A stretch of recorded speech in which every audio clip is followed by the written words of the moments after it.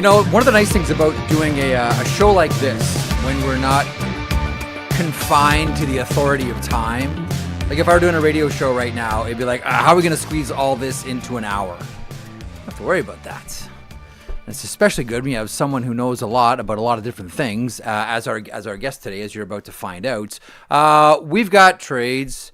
We've got defensemen lipping off. We've got GMs releasing letters. We've got superstar players on the market. And we have superstar players changing agents, i.e., get something done for me now. Let's get right to the program here. The Blueprints is powered by FanDuel. Download the app today and play your game on FanDuel. Coming up in a couple of moments, the one and only Pierre McGuire. Amongst the many wonderful things about having Pierre on is he's able to go anywhere and everywhere, and that is one of the days we have today, folks. We'll talk about Raz going to Vegas, and we'll ask why there is a straight line that we can draw between those two markets, it seems, specifically around defensemen. We'll talk about Senators' goaltending, and we'll talk about Jake Sanderson's comments on Senators' goaltending situation, which is not wrong. I don't know that it's helpful, but it's not wrong. We'll talk about Jason Robertson, now ex of CAA, going to Octagon. We'll talk about the PWHL setting a new attendance record in the United States yesterday in Washington, and we will spend some time remembering the career of Phil Goyette, not just the hockey player, but the person as well. That's coming up a little bit later on. In the meantime, we'll bring aboard Pierre McGuire, someone who needs no introduction. And on a day like this, Pierre, you are, comme on dit en français, la première étoile, because we are going to bounce around everywhere. First of all, great to see you again, my friend. It's great to be aboard with you. We'll jump right in with, before we get to the actual trade itself, Rasmus Andersson from the Calgary Flames to the Vegas Golden Knights. I don't know that there's a direct train that goes between the two, but it seems like there is, certainly when it involves defenders. Do you have a thought on this? Sometimes general managers get comfortable with other general managers, and they don't have to play a lot of games with them. I remember when Glenn Sather was running Edmonton and Harry Sinden was running Boston, and there were a lot of different players going both ways, including goaltenders. I mean, Andy Moog left Edmonton, Billy Ranford left Boston. So there were a lot of trades that went on back then between those two guys in particular. Yeah. I know the late Bill Torrey had a lot of favorite trading partners when he was with the New York Islanders. So I think sometimes general managers get comfortable with one another. I thought it was interesting that Rasmus Andersson ended up in Vegas, Jeff. I'm not going to lie to you. It's a tremendous acquisition for Vegas. I think it's going to force a bit of an arms race now in the West. Colorado probably want to do something now. Dallas has to do something now. They have to do something now. So it's going to be interesting to see how everything shakes out. Minnesota kind of fired the first shot by going out and getting Quinn Hughes, and it's worked out very, very well for them. By the way, I'm just giving a little subtle plug here. I know everybody's got their favorite coaches. Mm-hmm. The job that John Hynes has done in Minnesota this year, coaching that team with Jack Capuano, those guys have done a masterful job. I don't think people realize the injury situation that Minnesota's faced this entire year, and they've handled it fantastically well. They've done a great job. Like there's a number of coaches. Just as a quick aside, I think we're all wondering if this could finally be the year for John Cooper in Tampa to win the Jack Adams. I mean, you just mentioned the Colorado Avalanche with Jared Bednar. I don't know that Todd McClellan is getting enough love or consideration considering what he's done with the Detroit Red Wings. But you're right, like John Hynes, like right from the beginning of the season. The work that him and Capuano, as you mentioned, have done has been nothing short of outstanding. And I don't think that his manager Bill Guerin is done putting more bullets in his chamber for the playoffs. So we'll stand by to see what happens there. Okay, so it was previously Hanifin, and now it's Rasmus Andersson.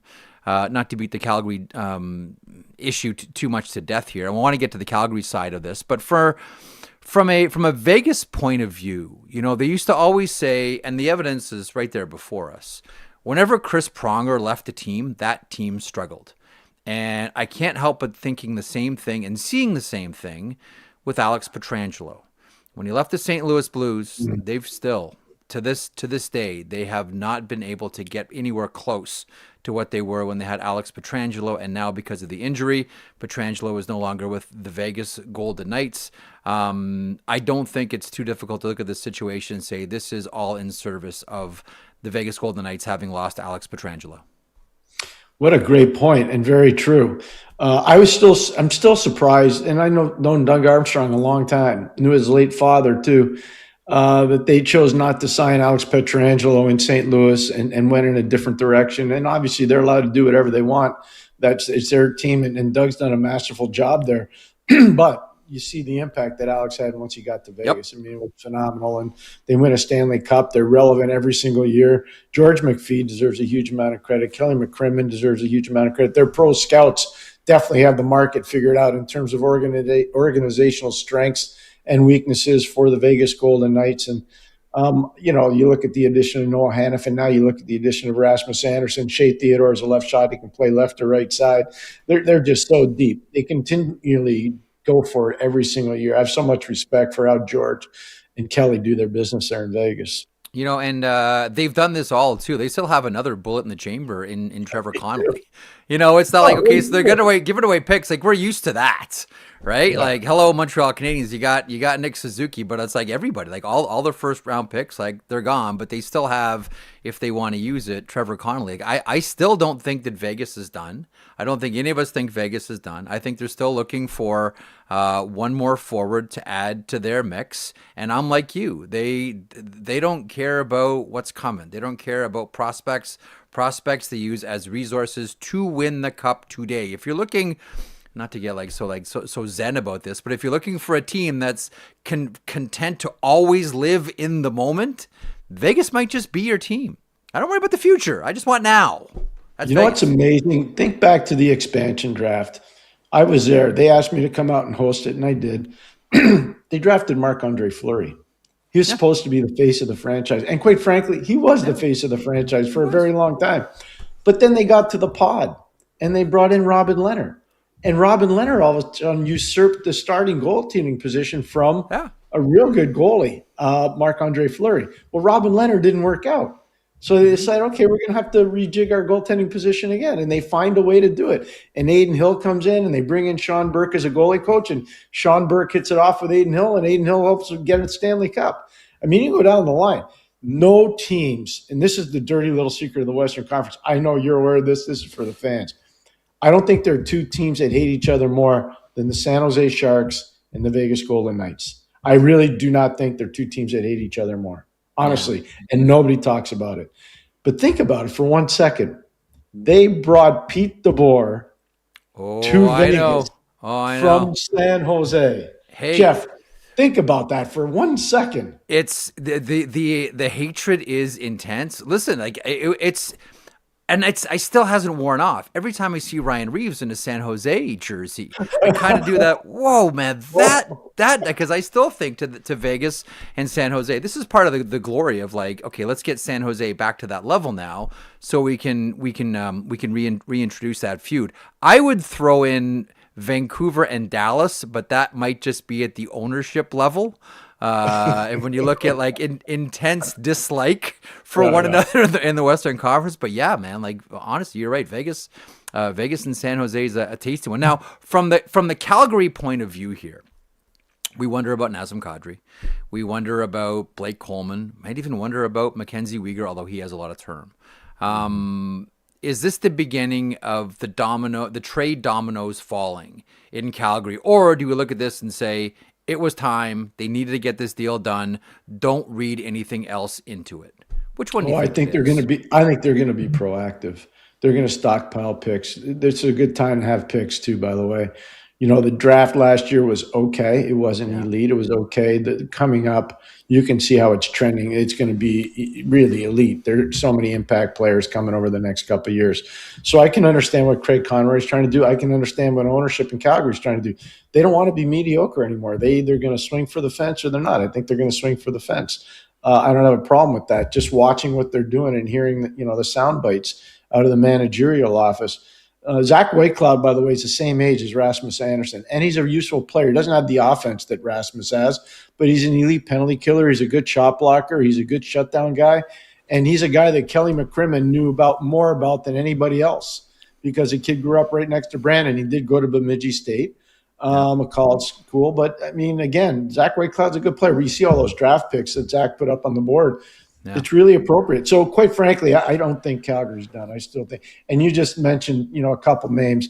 I don't know where Naz goes, but I got to think Naz at some point is going to go somewhere. I really do. Yeah. And Blake Coleman would be such a useful player for any team. My late great friend Ray Sherrill had so much time and admiration for Blake Coleman. He thought the world of him, and he had him in Jersey and really liked him a lot. It is an interesting time when it comes to trades. Is there anything more that you want to add to this one from the Calgary point of view? One of the things that, and I don't know that this is so much of a huge deal, but one of the things coming out of Calgary right away is, okay, so Whitecloud's involved here. Is that going to block Zane Parekh? I don't think so, no, but it's I'm just saying, just for the purposes of this program, just to have all the conversation out there on the table, it's part of the conversation. I don't think it's an issue, but your thought. I get it, but they're two totally different players. In fact, I could see maybe Zane Parekh being a partner with Zach Whitecloud.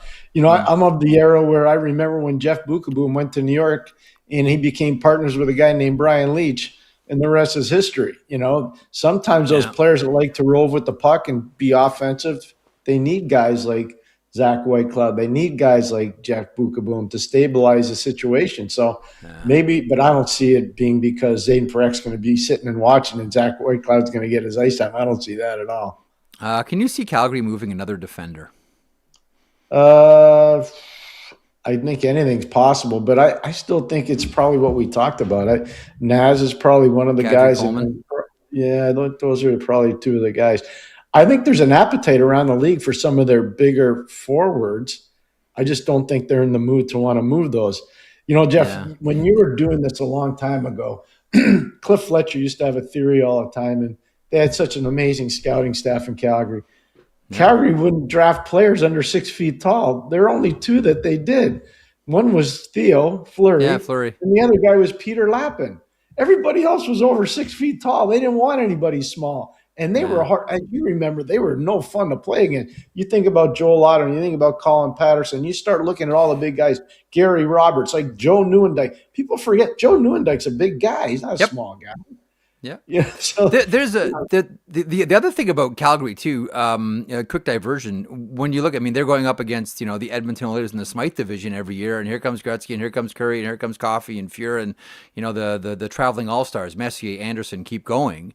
And they were a really good, hard-working, competitive team, but they couldn't wait for some of their prospects to ripen. So as you well know, they got ahead of the curve and started signing college free agents. And they were like, well, now it's the big race at the end of every year to grab as many college free agents as you can. Calgary was first in on that. Calgary was first in on that. They did a really good job. They had a scout by the name of Louis Raycroft who was really good. He used to be the coach at Cornell University, actually, when Joe Nieuwendyk played there. And he came out, and Louis helped him a lot on the college front.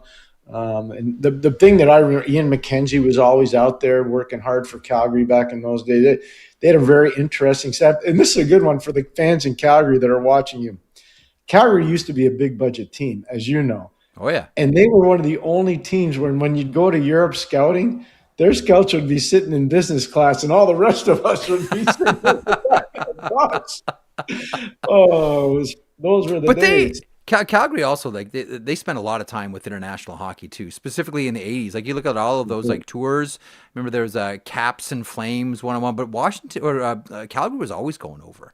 Always going over. They always had good players from overseas too. They weren't afraid to take players from overseas. One of the best ones they had, I know they didn't take him, but Kent Nielsen. Kenta was a heck of a player, man. I'll tell you that right now. I'm telling you, Hall of Fame skill, Kent Nielsen. I'm telling you. I'm with you 100%. Okay. The letter from Chris Drury on Friday. We'll get to some of the other issues here. I do want to park some time and talk about Dallas. But the cascading effect after that came out has been interesting. One, we got the information about Artemi Panarin that, as his contract expires, he will no longer be wanted on the voyage, as they say. And there have been other players who have no move clauses who have decided not to waive them. They will stay, whether it's Fox or JT Miller or Shesterkin, some of the obvious candidates here. But given the reality of there are players with no moves that are going to stay, we know Artemi Panarin, if he waves and finds the right situation. Listen, if he waves to go to Dallas, he gets a raise. No tax state. That's got to be interesting there. Ditto for Florida. How deep do you think this, as Drury mentions it, retool can go? I think they got to do some cleansing with the room. I think there's some really hard feelings. And so when you have hard feelings in the room from the players towards management, probably have to wash the room as much as you can.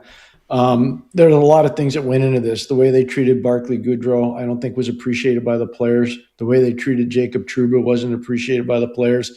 Some of the leakage that went on last year, especially about Zibanejad, wasn't appreciated by the players. The negotiation on Shesterkin wasn't appreciated by the players. You know, some of the mumbling about Chris Kreider, who was a very popular New York Ranger, wasn't very appreciated. He's run through a whack of coaches, Chris Drury has, since he's been there. It was almost a palace coup how he took over the team from Jeff Gorton and John Davidson. Yeah. So there's a lot of moving parts here, and I think there's got to be some fence-mending that goes on, and maybe that's why I think there'll be more guys out than will stay. Okay, so this just happening now. This just breaking. Kiefer Sherwood has been traded to the San Jose Sharks. Cole Clayton goes the other way. He's a undrafted defenseman. Played medicine hat and 2 second-round picks in 26 and 27. So off to the San Jose Sharks. So I wonder if this is, for Mike Grier, the message to the room that you've overperformed, you've earned a trade. Yeah, this is almost like a bonus. This is their Christmas bonus. Absolutely. That's smart managing too. I know Dougie Waite's involved with this out there, and that's a veteran type of front office move. You want to give your players a reward for playing well and staying relevant over the course of the season. I don't think that payoff, I should say, to Vancouver is extremely high. I know there were a lot of people thought there'd be a first-round pick at least involved in that. So they get 2 firsts and a minor league prospect. I mean... Well, let me back up to that too, because trade deadline's not till March, and I say to myself, even if the market says no to a first round pick right now, why the rush? Why the rush to do this if you're the Vancouver Canucks and you think like as because there will be injuries between here and trade deadline. Yeah. And teams are like, oh, this is too rich, I'm not going to give them 2 seconds. All of a sudden, you're one key injury, and your owner is saying, we got to not just make the playoffs, but do some damage here. All of a sudden, you say, you know what? It wasn't worth a first-round pick in January, but now it is. Or the other thing that I wonder, did the injury scare Vancouver? I was just going to say, there's another part to this, too. Maybe they're worried about Kiefer Sherwood being hurt. That's number one. And number 2, I think they're worried about there's some problems in their marketplace right now. And the longer you have stuff lingering, the harder it is to get out and take care of business. And they got some stuff lingering there right now. And, you know, whether it's Pettersson, who everybody's talking about, whether it's, you know, Kiefer Sherwood that people are talking about. Obviously, the injury to Thatcher Demko doesn't make it easy. We've already seen Quinn Hughes traded out of there. You know, JT Miller was moved out. I mean, there's a lot that's bothering the marketplace there right now. So I think that I can understand why they'd want to move on. So let me ask you then the same question I asked about the Calgary Flames. Does this begin the dominoes with the Vancouver Canucks? We all know the names. We all know the names. Yeah, no, I think so in Vancouver. And the biggest reason why is, you know, last year they won an American League championship, a Calder Trophy. Yep. Or a Calder Cup, I should say, excuse me, in Abbotsford. Now Abbotsford's one of the worst teams in the American Hockey League. So their prospect pool is kind of dried up. Their NHL team's right at the bottom of the list, and they know they got to turn it over and they got to fix it. So now you just go and swing for the fence and try to fix it, a lot like what Calgary's trying to do. Okay, so more on this one as the day progresses. Make sure to stay tuned to our socials and also dailyfaceoff.com. If you're just dropping in here on the program, Kiefer Sherwood is now a member of the San Jose Sharks in exchange for Cole Clayton, right shot defenseman playing in the minors, and 2 second-round picks, 1 in 26 and 1 in 27. I wonder, too, as much as this might be a reward for the San Jose Sharks, is it a not-so-subtle, okay, we're helping you out for the playoffs. Now the expectation is you get to the playoffs. Because they've been skating without expectation too, right? It's a young team. No. Like, let's go and play. Well, that one guy they got, I think he wears number 71. Yeah, He's Hart pretty Trophy good. guy. How do you say his name? That Celebrini kid's something else. He's good, and Yeah. obviously they've got a lot more coming along. And I had a chance to talk to Ryan Warsofsky, Jeff, probably around 10 days ago, 2 weeks ago.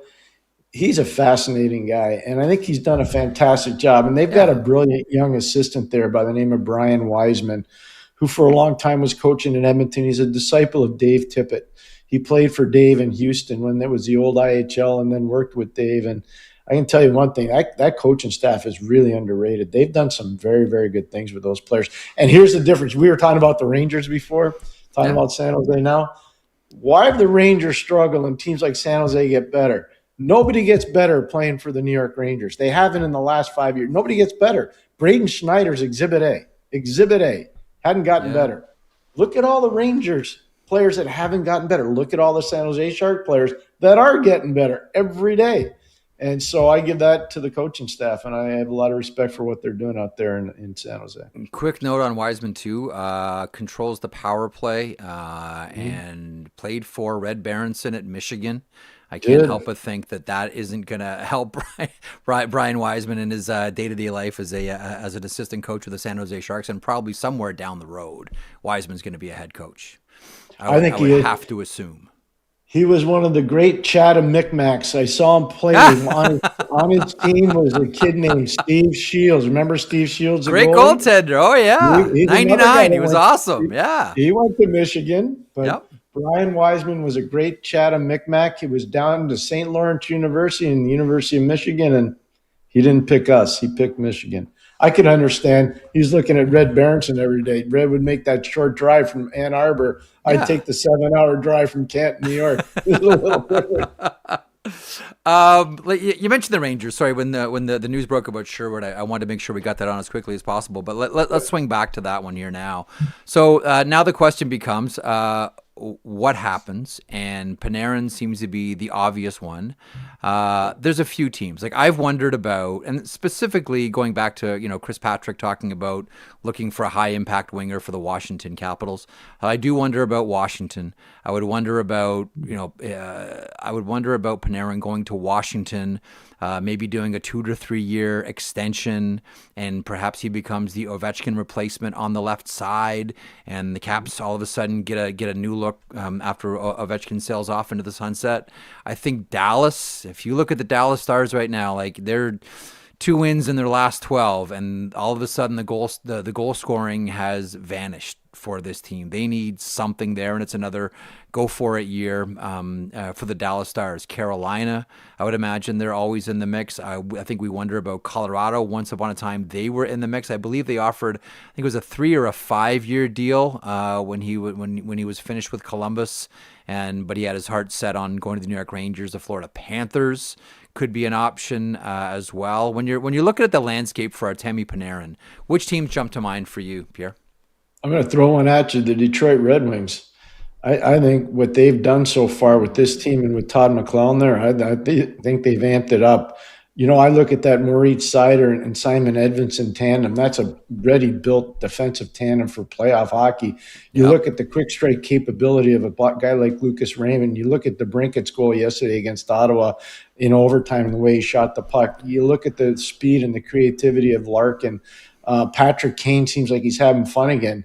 Detroit's got to make the playoffs. Jeff, you know what I know. So, they're a really important franchise in the league. And I look at what's going on in Grand Rapids now. They're shredding it. Grand Rapids is playing unbelievable hockey. They got a plethora. Chris Draper and Sean Horkoff and then entire scouting staff, Håkan Andersson, all those guys. They've done a great job bringing in young players. Turn some of those young players into a guy like Panarin. I think that's the perfect fit. But what do I know? Well, you're right. You use them as resources. You either use them as players or resources to get players. And we just had a conversation 5 minutes ago about the Vegas Golden Knights, and that's their model. Everything is a resource. So wait a minute. So are you suggesting that putting Panarin and Pat Kane back together again? That's why I brought it up. It's juicy. You know the great Panarin story. I got to tell you this one. Shoot. So Chicago's recruiting Panarin like a lot of NHL teams were recruiting him, undrafted player, and they bring him into the United Center in Chicago. And if you've ever been in the United Center, this is for the fans. I know you have. Above the rink, there's a number 72. And that number 72 is for the amount of wins the Chicago Bulls had in one season. Panarin said, "Look, my number's already retired." He did not. Yes, he did. He thought the Blackhawks had put that 72 up there because of him. It was actually for the Chicago Bulls, but eventually he signed with Chicago. It's a great story about Nikolai Borshevsky when he first came over from Russia, and the wives took his wife out to go food shopping and gave her the grocery cart and said, like, go shop and then we'll meet you at the front to pay for all of it. And she loaded up her grocery cart, and it was all meat. It was steaks and chops, and it was all meat. And they said, like, what are you doing? You're just getting meat. She goes, oh, the meat was out. It's meat day. Because I suppose in Russia there's one day where all the meat comes out, so she just stuffed it in. Yeah. The other wives were like, no, like you can come back tomorrow, and there'll still be more meat that you can buy. Furthering the conversation about Panarin thinking 72 meant that his number was retired, and Nikolai Borshevsky's wife thought that it was meat day, and this was the one day they put out meat. Here's one. I was talking to Bruce Boudreau this morning on the Monday podcast that him and I do. Yep. And he brought up a point. I asked him about the letter, and he said, Drury really needs to be the one to answer to this, because right now it's going to be the coach who gets asked about it, and it's going to be the players who get asked about it. And, that was very much out there after the letter was released that, put it out and that's fine, but then be the one to answer for it. Because right now, and I'm just putting myself in a player/coach's shoes, this was an organizational decision that they'll all get asked about. The coach will get asked about as well, but the manager won't.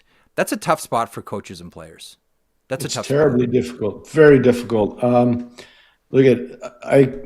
known the Drury family a long time. Had Teddy in Hartford and in Ottawa, and Teddy's Chris's brother. It's a phenomenal guy. I know, Teddy's son, Jack, who's now playing obviously with Colorado, but started in Carolina. But when he played at Harvard, I saw him practice all the time. He was a tremendous player there. Not for a long time, but he was really good while he lasted. But my point is that I like what Chris did there. Like, be original. That letter came from Jeff Gordon, a bunch of years ago before he got fired. And Jeff really came up with that, and I don't even see them acknowledging that. And it's kind of like playing an old song that's kind of lost its beat. Be creative, do something else. I think there's been a lot of ill will, and I don't think Mike Sullivan, and I'm not going to speak on Mike's behalf, but I'm going to say what I think. I don't think Mike Sullivan signed up to do a rebuild in New York. I don't. You don't leave Pittsburgh the way he left and expect, And by the way, look at the Pittsburgh Penguins compared to the New York Rangers right now. Anybody before the season started thought that would be the case, that Pittsburgh would be ahead of the New York Rangers? Not a chance. There's a lot of stuff ailing the New York Rangers, and some people have to look in the mirror and face the music. Okay. I wanted to get to something from the weekend. There are a couple of things. Banger of an interview by Jake Sanderson. And what makes this, I'll tell you, nothing that he says is wrong here. But what strikes me is, and I never lose sight of this, he's a second-generation player. Sometimes when you didn't grow up in a hockey family and you get to the NHL, you don't necessarily understand all the protocols or how to speak about whom at different times. But you can't say that about Jake. But this is Jake Sanderson speaking from the heart. We're going to get to the Habs fans' answer here in a second. But there was no disputing how Jake Sanderson felt about Maryland after the comeback victory by the Montreal Canadiens at Canadian Tire Center on Saturday.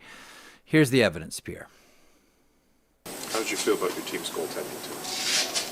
Yeah, I think Levy made some good saves, but I think at the end of the day you got to make more than 10 saves to win a game. Square 5 goals, you should win. We're just, like I said, he's not wrong. I'll keep coming back to this point. He is not wrong. We're just not used to hearing that from one player, specifically to their goaltender. You have a thought on that? I do. First of all, I was there when we took Jake out of North Dakota and put him into Ottawa, number one. Number two, I had the honor of coaching his father for 2 years, and his dad had 40 plus goals the 2 years that I was fortunate enough to be around him. His dad was a real good player, and his dad got pushed and prodded, I can tell you that. And his dad became better because he was receptive to that. I can tell you that right now. So I have a lot of admiration for the Sanderson family and Jake in particular. I had no problem with what he said. It's part of the competitive nature of pro sports. Levy's been good in certain instances. He hasn't been as good as in other situations.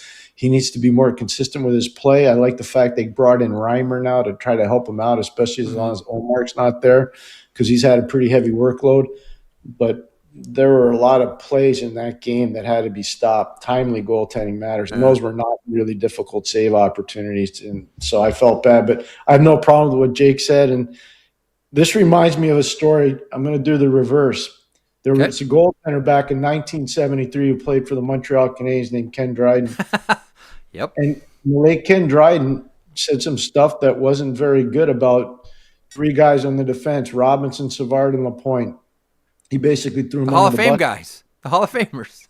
Yeah, all of them. The big three. And Toe Blake happened to hear it. And he was a consultant for the team, and Scotty Bowman was coaching. They were in the Stanley Cup final against Chicago. And Toe Blake went to Scotty and says, "You're going to have a problem here." And Scotty said, "Why?" And he told him the story. And Scotty said, "Well, we should talk to Ken, don't you think?" And Scotty said, "Could you do it?" And Toe talked to Ken, and Scotty talked to Ken. And eventually they sorted it all out. But had there not been a veteran presence around there, who knows what would have happened in the dressing room afterwards. But it happens at every era is my point. It happens in this era. It happened in that era. And in this era, everything gets blown up because we've got 24-hour-a-day sports talk. We've got podcasts all over. People care more about the league than ever before because there's so many teams. Yeah. So I don't really have a problem with what he said. I really don't. But again, like, he's not wrong.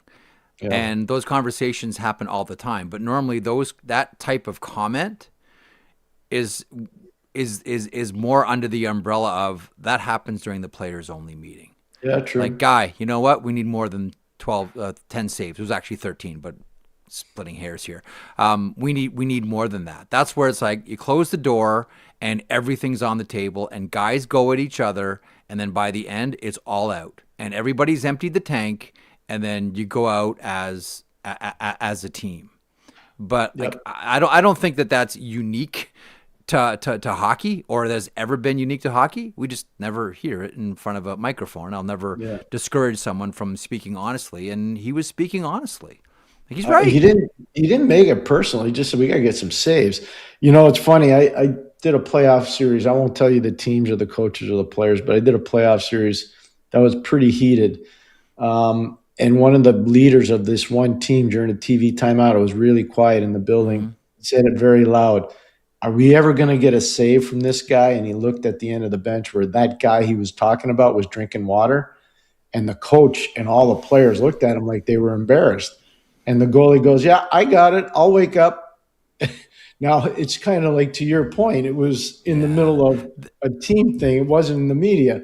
And I didn't report it because I didn't want to break the confidentiality of hearing that conversation. Because if the building would have been louder, I wouldn't have heard it. But the building was quiet. It's like the classic, was it 86 Larry Robinson, Patrick Waugh sauna story, where the guys were all in the sauna. Larry walks in. Patrick actually wrote about this in his book.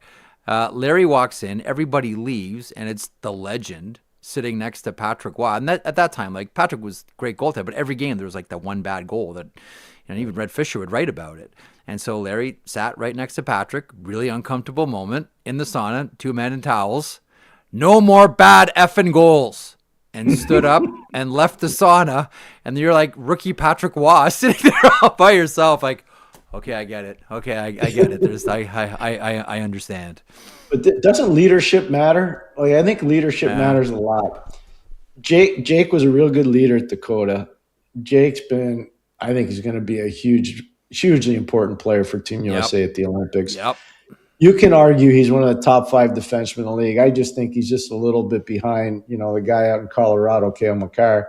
And that's not a knock on any of that. Like, Werenski's special, Hughes is special, Hudson's special. Like, they're all good. Cider. But Sider's another one. Edvinsson scratching at the door. But this guy's something else. Sanderson, something else. Yeah. Played 26 minutes last night in Detroit. They got in at 2 o'clock in the morning. They played at 5 o'clock last night in Detroit. They played 26 minutes, and he was really good. He was really good. Like, come on, the guy's really a good player. He's excellent. Before we get to the next clip, and this is about Montreal fans at the CTC, you mentioned that draft, and so Ottawa has 2 picks in the top 5, Stützle and then Sanderson. All season long, we kept hearing the noise about Yaroslav Askarov. Was there legit talk in the organization about using one of those picks, probably the 5th, to take Askarov? You're asking me that? Yeah. I don't know. But I would tell you one thing right now. The big question mark, I think, for a lot of teams, is it Drysdale or is it Sanderson? That was what it turned into. Yes. Which is what it turned into. So I think that was probably a bigger question than Askarov, because at the time, I don't think Ottawa was really that concerned about goaltending at that time. I think eventually they're starting to become more concerned about it. But that's what led to, Steve Staios going out and getting Linus Ullmark. The previous general manager had gone out and brought in Jonas Korpisalo. People conveniently forget that. And he signed him to a $25 million contract. That one didn't work out. And so Staios said, we're just going to flip the contract. And they moved him to Boston and brought in Ullmark. But, I think the bigger question was in that draft, who was going to go first, Sanderson or Drysdale? No Dak or Erie. Okay, let's get to this last Jake Sanderson clip from Saturday. So, as we've seen before, this is not unique to Ottawa. We see it in Buffalo when Toronto visits, for example. And season ticket holders know they can recoup a lot of their money by selling those tickets. And so it feels like a Maple Leaf home game when you go to KeyBank. This happens sometimes in Ottawa with Toronto as well. It happens in Ottawa with the Montreal Canadiens, enough that Jake Sanderson would comment on it on Saturday. How was it going up against this majority Canadiens crowd? Yeah, we're used to it. Playing an away game at home. It happens quite often, so, it is what it is. Does not look thrilled. I know players don't like it. Your home rink should sound and feel and smell like a home rink, and sometimes it doesn't, and you can see the frustration on Jake Sanderson's face. So I coached in Hartford, and we used to have the Rangers come in and dominate our building. We used to have the Islanders come in, and they would dominate our building, and we'd have the Bruins come in, and we didn't have fans when the Bruins came in. Wow. It was really hard. And so our players would take that personally too. And I don't know if Jeff Sanderson talked to Jake about it or not, but I can tell you the trial and tribulation of having your own rink overrun by the visiting fan base it's kind of shattering. But I understand that. I think there's a high level of frustration with the upper echelon players in Ottawa. They want to win. They want to take a step forward from where they were last year. Their penalty killing hasn't been good enough this year. They're not deep enough on the right side of their defense. They haven't been getting a lot of key saves at key times. And I think the biggest thing is the injuries. When Pinto went down, he was in fuego. That hurt them. That set them back. Yeah. And then not having Brady to start most of the year really set them back. But they're starting to come. I think one of the best things that's happened for them, Jake found out how good he can really be because he had to log so many minutes. And, Stützle's a superstar. Timmy Stützle's a superstar player. So those are things that are byproducts that have happened. Even though there was some bad, there's still been a lot of good there, a lot of good. Okay, off the Ottawa page to the Dallas Stars, whom we've already already talked about, but something interesting just happened. And whenever I see agent switch, I think somebody wants something to happen. CAA is one of the most respected groups in the entire industry, and certainly Pat Brisson is top of that list. Jason Robertson has switched to Octagon, and Andy Scott, I think his brother might have done the same thing as well. I think they both might be represented by Andy Scott now, but nonetheless, take us inside the sort of functioning of the inside guts of hockey here, because whenever I see that, I say to myself, this player wants something to happen. And we know this is a contract year, albeit he's a restricted. I I look at this and I say Robertson wants something. He either wants the number he wants or he wants a trade. I don't know how to read this one. How do you read it? But I Or usually guys, say when there's a change, it's like, okay, they want something to happen. or there's another one. Guys in the dressing room are really good at referring agents that represent them. And I think in the case of this, there's a bunch of them down in Dallas that are actually part of the Octagon family. So I can just tell you this. One of the guys I really had unbelievable respect for in this business is Steve Bartlett. He's based in Rochester, New York. Steve's been a legendary agent forever. And I know you remember, Jeff, back in the day where a lot of people thought he would replace Bob Goodnow. Yes. You know, there was a lot of talk about Steve doing that. That's how revered he once was amongst the players at that time. And one of the ways Steve got a lot of his clients back in those days, now it's changed a lot because his son Brian's joined in with him and he's very active recruiting and their business still flourishes, was referral business. And I think back in the day, especially, there were a lot of referral business propositions where players would say to another player, hey, you know what, my agent's not paying as much attention to me.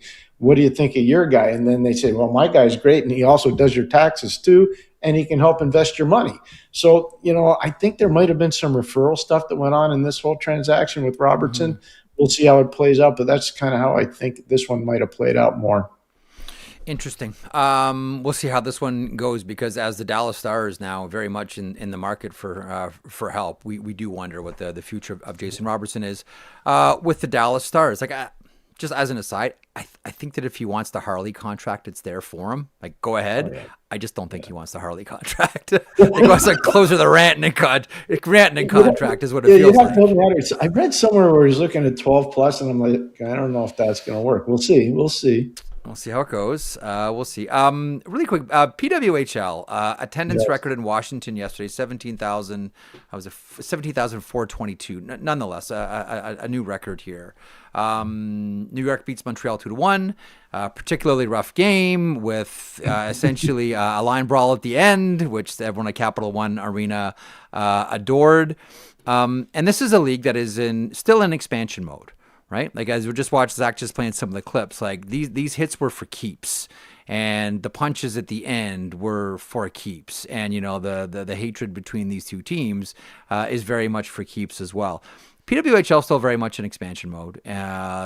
We believe that they're looking to get to 12 teams and then seek a television deal, at which point they will start selling these teams. I would imagine the model would probably be sell them to NHL teams in that market. But when you see 17,000 at Capital One for a new record, the previous record held by Seattle for the home opener, what goes through your mind? Here's the brawl at the end, and you know everyone got misconducts, etc., and crowd was going crazy, and it's like, you know, this ain't your grandma's women's hockey anymore. No, but I think back to the Trailblazers. You know, I think back to the ladies that really started it all, that played in those initial Women's World Championships. I think about, you know, whether it's Cami Granato Ferraro or I think about Cassie Campbell Pascal. Think about Angela Ruggiero. Think about Haley Wickenheiser. You know, every Winter Olympics since 2002, I've had a chance to do the women's games as well as the men's. That's a lot of Olympic hockey. I also did the 2005 Women's World Championships in Linköping, Sweden.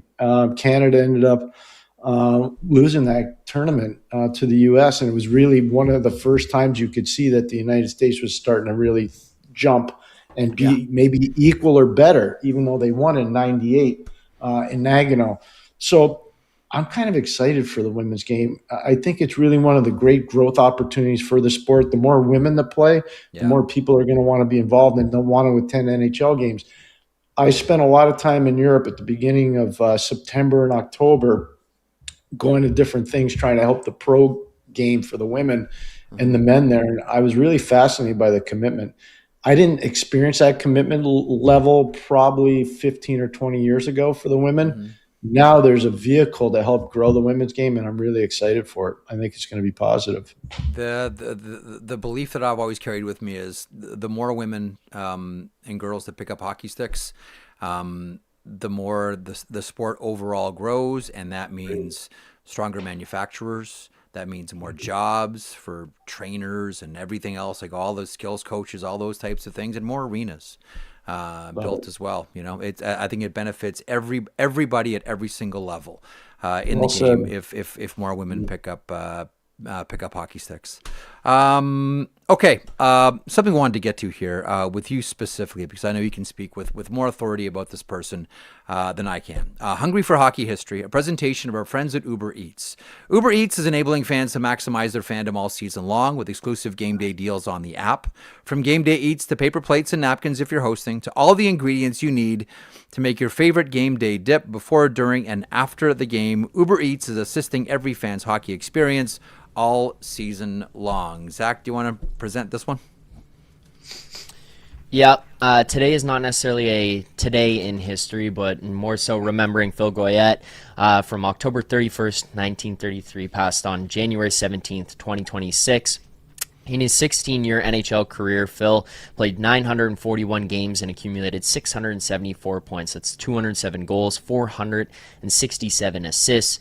Phil won the Stanley Cup 4 consecutive times with the Montreal Canadiens from 1957 to 1960. He also added a Lady Byng trophy in 1970 to his collection.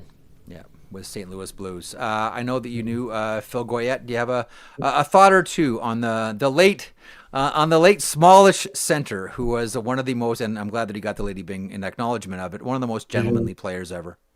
Just celebrate his life, 92 years of age. Yesterday afternoon, I got a call from Scotty Bowman here as I was getting ready to watch the Ottawa game.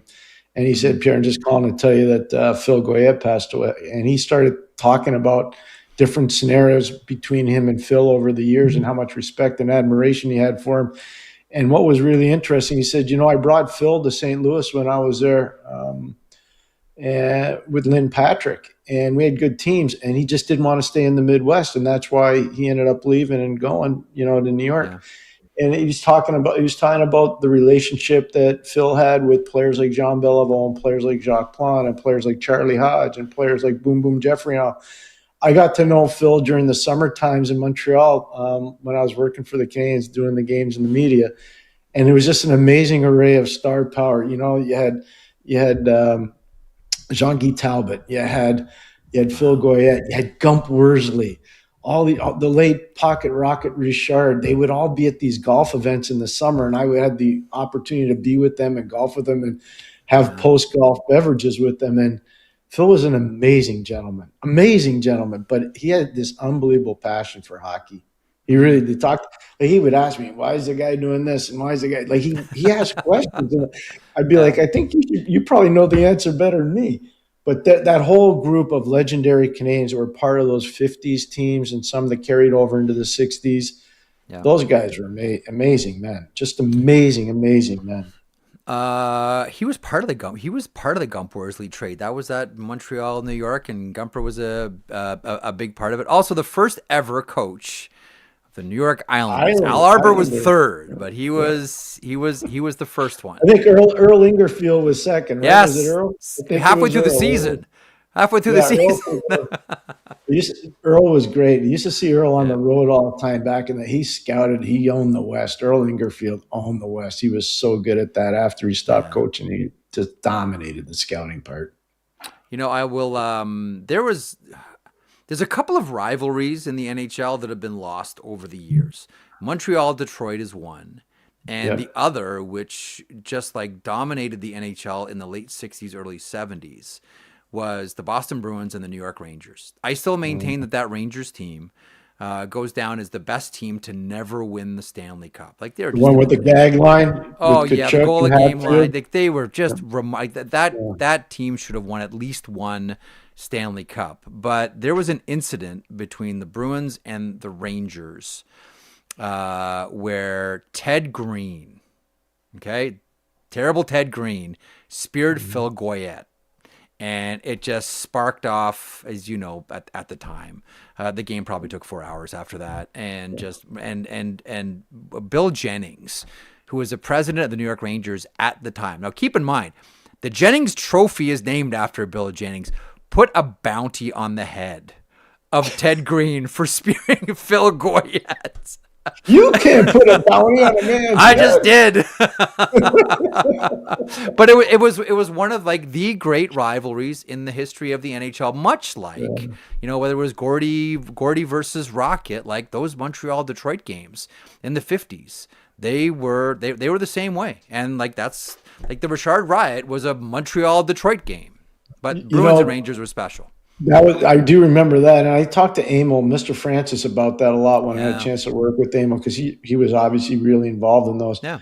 There was one I remember as a little boy growing up in Montreal. Chicago, Montreal was pretty nasty because they played the final in 71. They played the final in 73. But one I can tell you on a Saturday night, I remember it like it was yesterday, and I worked for Fergie, John Ferguson Sr. Oh, boy. He got in a fight with Bobby Hull in Montreal at the Forum. I'm just telling you. I don't think Bobby Hull lost too many fights, but he lost this one, and Fergie did a number on him. It was scary to see. As a young kid, you watch that and you're like, whoa, that guy could get killed. Like, it was really scary. People talk about these fights today, and I agree. These guys are trained professionals. John Ferguson Sr. was as tough as there was, and that Chicago-Montreal thing, that took on a life of its own. It really did. Yeah. The first cop on the beat, as they say, John Ferguson was. Pierre, always a delight to be joined by you. We covered a lot of ground, and then to finish with a couple of nice stories about the late Phil Goyette. I just love it. Always appreciate it when you hop on here. It's always a great time, and I learn a ton too, and so does everybody watching and listening. Thanks as always for stopping by, mon ami. You are the man. Thanks for being a great friend. I love doing this with you, Jeff. Thanks a lot. Continued success. You're the best. Thanks, pal. The great Pierre McGuire, who stops by on a frequent basis here on the program, and on a really newsy day like today, Zach. Which is the thing that's caught your attention the most? I'm curious here, or is it just that the Maple Leafs beat the Winnipeg Jets on Saturday night? Yeah, that's all I've been thinking about. I'm watching Scott do this to the Jets fans. I've been watching on loop. I'm stuck on one thing, and I know you guys talked about it. When the trade broke, I did kind of go into producer mode way more than listening mode and started trying to get a clip up. So I'm sorry if you already went through this, but let me ask something.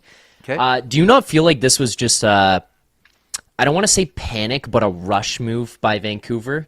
Like, I feel like he hit peak value, Sherwood did, and then he got injured, and then they were kind of like, let's get off of this now. I know that you talked about at the deadline, maybe you could have got that as well, but it just kind of felt like they did it in the middle when it was like a lull and a quiet period on Sherwood. I felt this a weird timing on it. I was saying this on Sekeres and Price last week. Right now, the market is saying no to a first-round pick, but trade deadline's not January 19th. Now, I do wonder about how much injuries do scare teams. Like, if we wait too long, we're not going to get anything. And if this guy gets injured again, like once you've made the decision to move on someone or move off of someone, as in this case with Vancouver and Kiefer Sherwood, I know that Rutherford Alvin had a price that, like, if someone would have said, like, first-round pick plus prospect 2 weeks ago, the deal's done. Like, I firmly believe that. But the market said no to a first-round draft pick. But you get closer to deadline, other injuries happen. He becomes the obvious replacement. We know the third lines win Stanley Cups. He'd be great on our third line for insert team here. We didn't get the other guy that we wanted, maybe Kiefer Sherwood. Yeah, maybe we're willing to spend a first-round pick on it, even though he is a rental. I just don't know what the rush was. Because I don't believe that, and listen, Dave Pagnotta is always on with us saying, this is the price that they want. This is what they're hoping to get. Just because you don't get it on January 19th, I don't think is, unless you're spooked by the injury, a reason to settle for a hand-drawn facsimile of what you actually want. Because the return does seem, and I know second-round picks, listen, Washington Capitals turned Beck Malmsteen into a second-round pick, and, that's now Cole Hudson. So I know second-round picks can really, really bear fruit, but I don't know, man. And especially if you look at the timeline that Rutherford has put forward, like, 2 to 3 years, this whole thing's going to turn around. You just traded Kiefer Sherwood for a second-round pick in the next 2 years. I got news for you. I ain't playing in the next 2 years. Newsflash. Yeah, that's kind of the point that I'm like, that's what I'm hung up on. I'm like, does that actually achieve the goal of what you were trying to do when we all were under the impression that the guy could bring back a Hull? No, it doesn't. So I don't know. I just feel like they did it in a weird, mushy middle area in the Kiefer Sherwood value of this season. But hey, man, it's way easier for me to do it from my chair in my pajama pants than it is to do in a GM office. I get it, but all you can do is just look at it as it's been presented. First of all, the contract's a bargain. That's not going to sting the San Jose Sharks at all. And now they've got someone that if they make it to the playoffs, and I think we'd all like to see the San Jose Sharks in the playoffs. If they can make it to the playoffs now, all of a sudden, like they have someone where you look at it and you say, man, playoffs are built for this guy, or this guy's built for the playoffs. It is very, very low risk. Here's the deal. Cole Clayton, by the way, as I mentioned, is a depth defenseman, undrafted player. 2 second-round picks in 26 and 27 go to the Vancouver Canucks in exchange for Kiefer Sherwood. It's amazing how a player like Kiefer Sherwood, I know this was true of Anaheim, I know this is true of Nashville, and I'm pretty sure it's going to be true of Vancouver. The minute you let someone like Kiefer Sherwood go, your next job is trying to find another Kiefer Sherwood. And I know that he wasn't probably coming back to the Vancouver Canucks, and that seems obvious. But I don't know. The return to me seems underwhelming.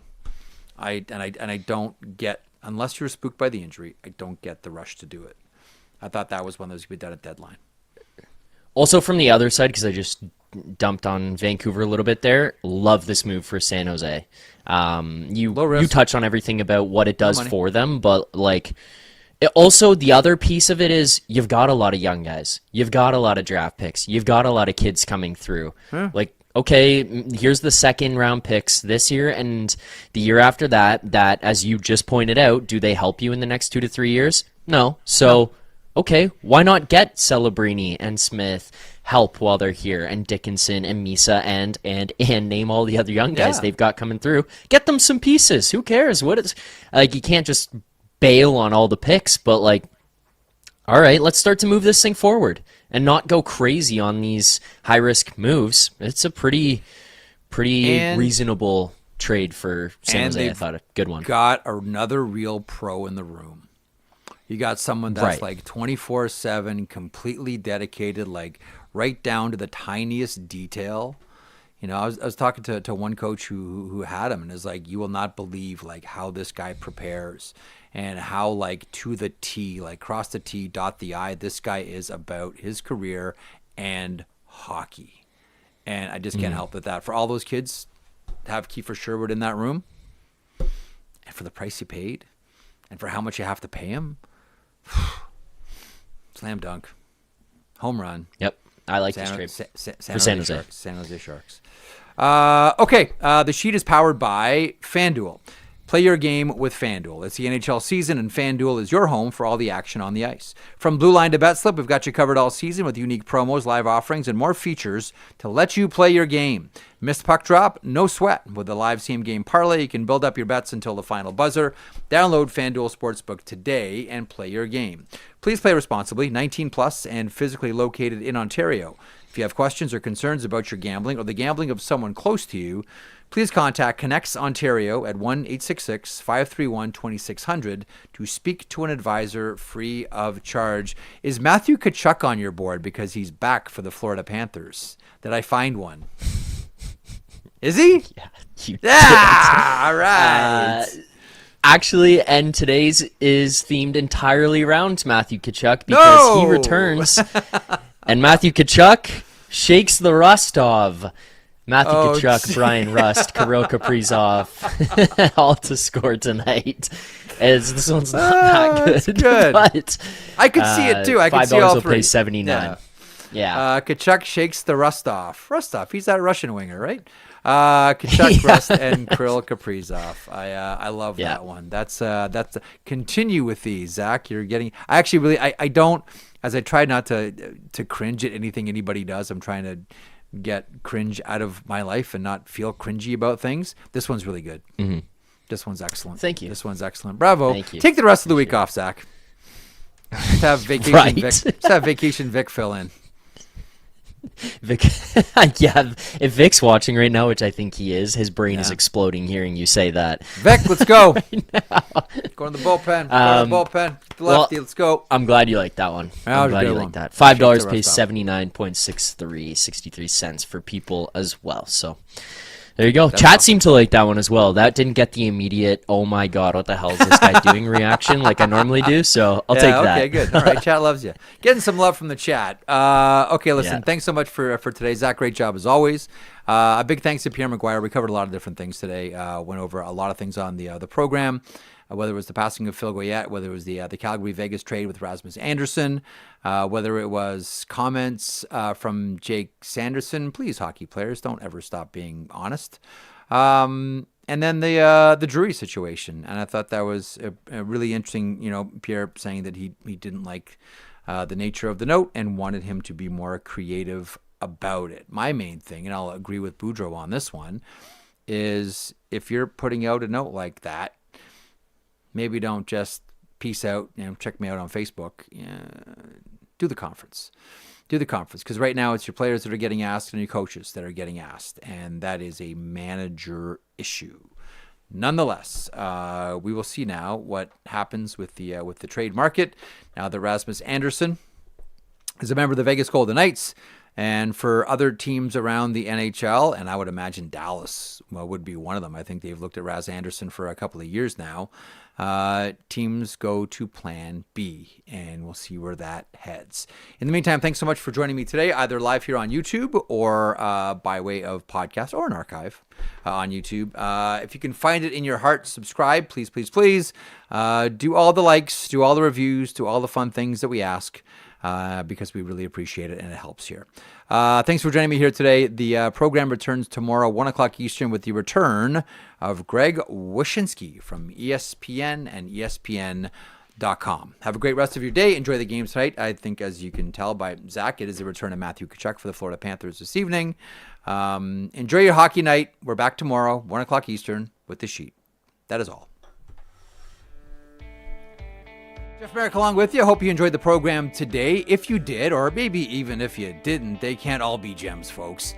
Please hit the subscribe button. Also a reminder, every morning, 9 a.m. Eastern, Johnny Lazarus, Colby Cohen, I call them the Impact Players. You might know them as a tandem that makes up the Morning Cup of Hockey. Also DFO Live at noon Eastern. This year, your host Tyler Yaremchuk alongside Carter Hutton.